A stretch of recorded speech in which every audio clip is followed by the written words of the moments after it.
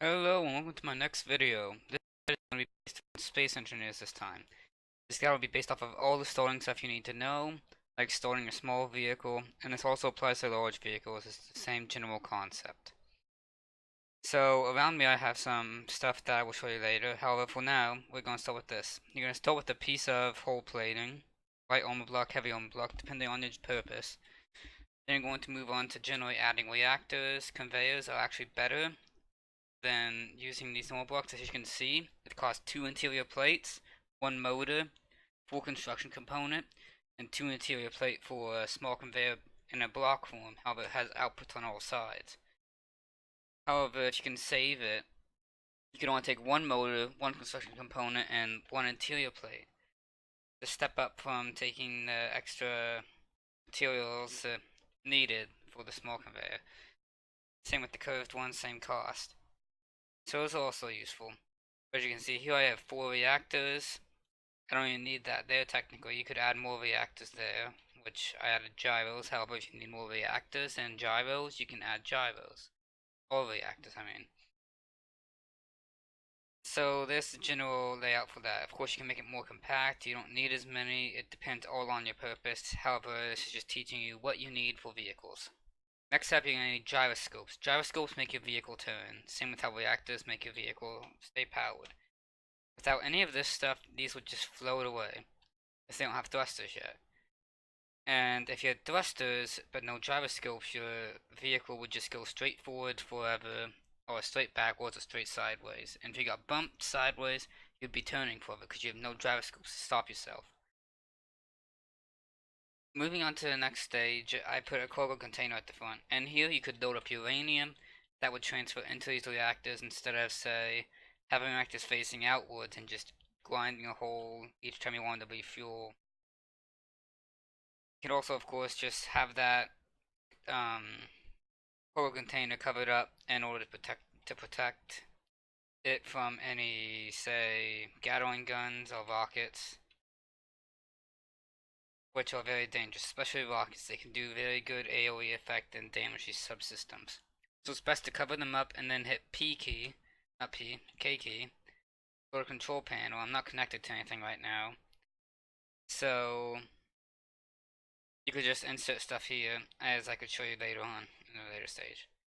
So next we're going to adding thrusters. This is atmospheric thrusters. As it implies, it is for atmospheres, not for space, just atmospheres. You can only go so high with these things, so they're not the most effective.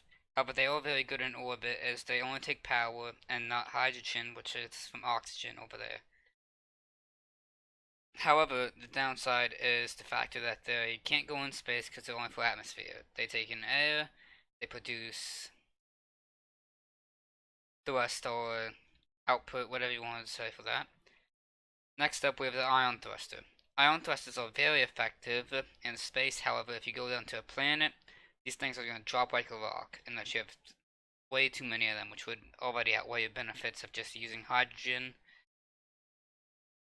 So you may be thinking now, hydrogen is an amazing thing, why not just use that all the time? And that's because it requires an oxygen system, which could be a very cumbersome thing to carry on your vehicle, as it takes up space. It also requires ice inside of it to produce that hydrogen. You're like, alright, that's fine. But you also want to have a hydrogen tank on board on top of that. That way you don't run out nearly instantly.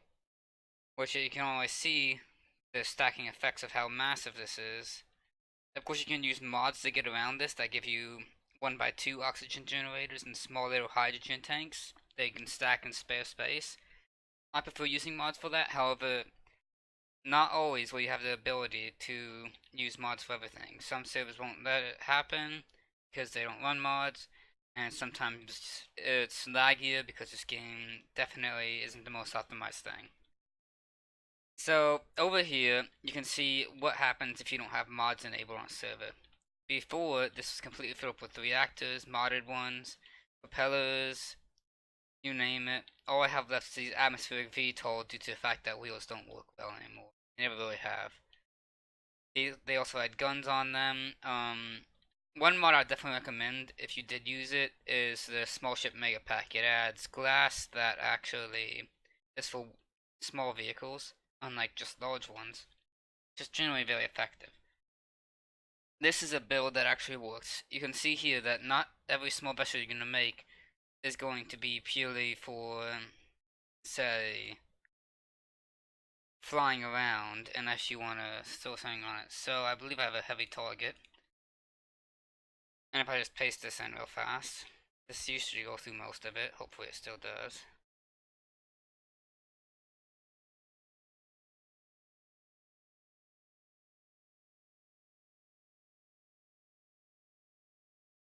So I'm just going to be very careful about lining this up. Let's not mess it up.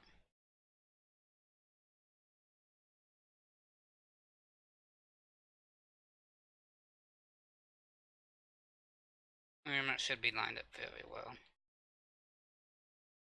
And if I just place a control seat down, or just go in that vessel and use it,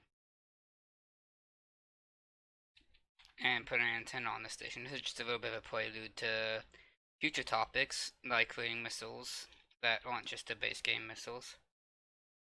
And then I access the armor piercing CD, that's an acronym, the Mark II.